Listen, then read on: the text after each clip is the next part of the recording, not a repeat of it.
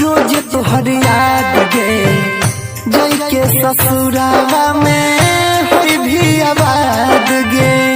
जई के ससुरावा में होई भी आबाद गे सुतलो में अइतै पगली रोज तोहर याद गे जई के ससुरावा में होई भी आबाद गे हमारा मजबूरी तोता जानै छरे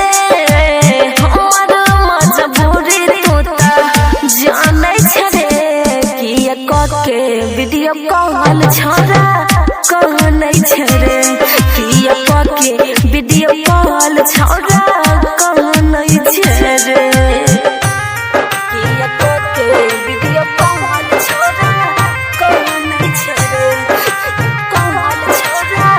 कहनै छरे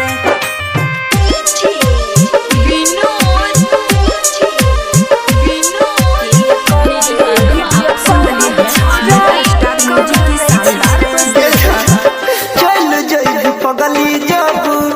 होई जेतै भोर गे केतनो रोटी नहीं रुकै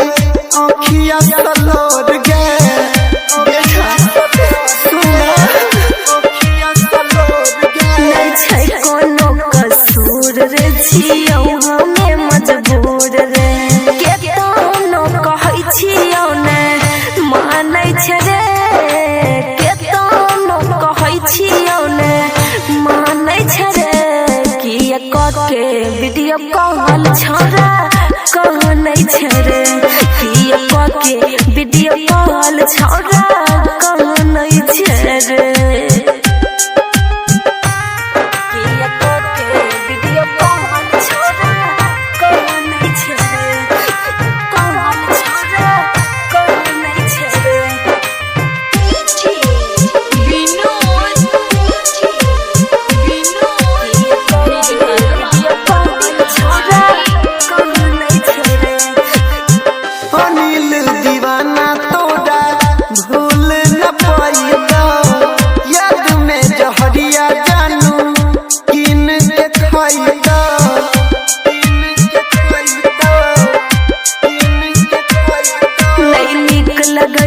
खाना रे पागल कहैया जमाना रे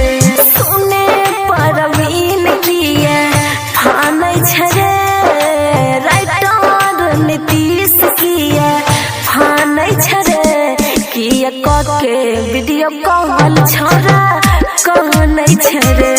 किया के वीडियो कॉल छोरा कहनै छै रे।